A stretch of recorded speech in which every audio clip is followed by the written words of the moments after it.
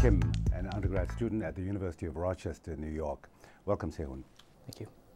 Tell me, you organized almost single-handedly an event on your campus in November of last year on Tibet. Tell me a little bit about it. Well, it started out as a plan to sort of engage the university community on the Tibetan issue and to help the university community to think about what the Tibetan issue really is about. And so I thought that it might be best to involve members of parliament in exile and actual refugees and another scholar who is regarded as an expert regarding the issue in China and Tibet. So that was... So who was the exiled Tibetan parliamentary member? So it was a member of the parliament, Kamrashila, and then another parliament member, Taran Shalingla. Yeah. I see. And you also had participation by Tibetans from Nepal? Yes, yes. 2 refugees recently. And so what was the event? What happened? So the event was to basically introduce all sides of the issue that exists within the Tibetan crisis right now. So things ranging from the middle way policy to the thoughts of independence, all the way to the economic situations of all China, Tibet, and India. And so we wanted to sort of engage everybody into the discussion and sort of help them to think about what they can do in the future and how sort of they can think differently about some of the issues that are happening today, that some things that they hear about in the media. So that's why. I see. And what kind of participation did you have from your student body? Well, the participation was, I would say, extremely diverse. Some were very happy, to some were kind of confused, all the way to some were sort of frustrated about what they've been hearing. So it was a diverse reaction, but the fact that they were all able to participate, every single one of them actually, it was actually pretty significant, yeah. I understand you had a sizable number of Chinese students from China. Tell me about that. What kind of reaction did you get from them? Surprisingly, it was pretty positive. And when I say positive, I don't mean that everyone was happy and just everyone was cheering. No, but majority of them participated in some way possible. And even one of them actually stood up and even expressed that if more Chinese citizens can actually participate in a peaceful dialogue with more Tibetans and with more government officials in exile and more Tibetans living in exile and et cetera, this issue can actually be solved. So really not in terms of politics or religion, but really in person-to-person interaction. So it was extremely significant, yeah. So you think that it became as a surprise to some degree to some of the Chinese students, the topics that were being discussed?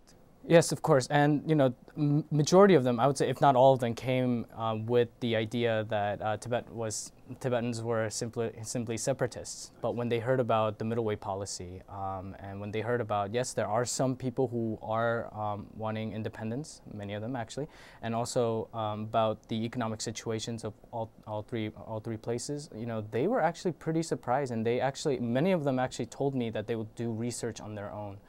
Afterwards, and they said that it sort of broke down a lot of boundaries for them to sort of explore more about the Tibetan issue. So it was pretty interesting. So how did you become interested in the whole Tibetan issue yourself?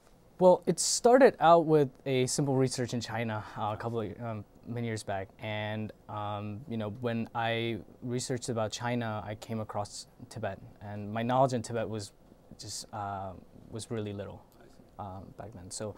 But as I studied more and as I delved more into the history of both Tibet and China, I've also noticed that Tibet had a huge influence in China, and so in terms of religion, in terms of also politics to a certain degree, and culture, et cetera, et cetera. So it was pretty significant. I even concluded that to really understand China, you also have to study Tibet very thoroughly, and to understand where Tibet actually was able to receive all of these knowledge and the identity itself from. So I think that's how I came across the Tibetan issue. And now you have upcoming this April a different sort of an event that you're working on. Well, tell us a little bit about it. Well, this event itself is pretty special. we are planning to showcase the Tibetan culture and to pretty much invite everyone in the university community and beyond to participate and to see what kind of culture and identity that the Tibetan people have. And I think the emphasis on that is quite important, considering the fact that people remember the physical things first when they don't know about the issue. So we want to show them the beauty of the Tibetan culture, and at the same time, after the event, there will be a dialogue event that'll follow by. But a little bit going back to the culture event, we will also have a major Indian dance team. It's called Rochester Ross, and just to also show the diversity that we are an inclusive society, and that Tibetans are always willing to work with anybody, really, for peace and for constant dialogue through nonviolence. I see. Yeah. And you told me before we sat down, actually yesterday, that in speaking to some Tibetans that you'd met, that they had seemed somewhat demoralized about the whole Tibetan situation, but you felt differently. Tell me why. Well, it wasn't necessarily easy hearing something like that from them. Some of them told me, yes, we do want freedom in Tibet. Yes, we want things to be better in Tibet and our relations with the Chinese and whatnot. But some of the reactions were, ranging from the fact that they just didn't know what to do to, what can actually be done. And they also had a lot of problem with the fact that, the Tibetan community itself right now has a lot of disagreements within the community itself, and they were very discontent with that. But, but personally for me, what drove me to this point was that, you really can't give up on an issue. And honestly, no society is going to be perfect.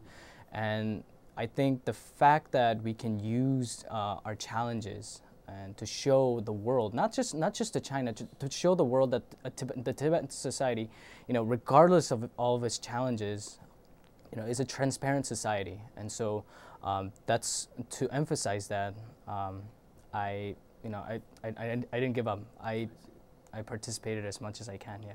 Thank you very much, Se Hoon. Thank you.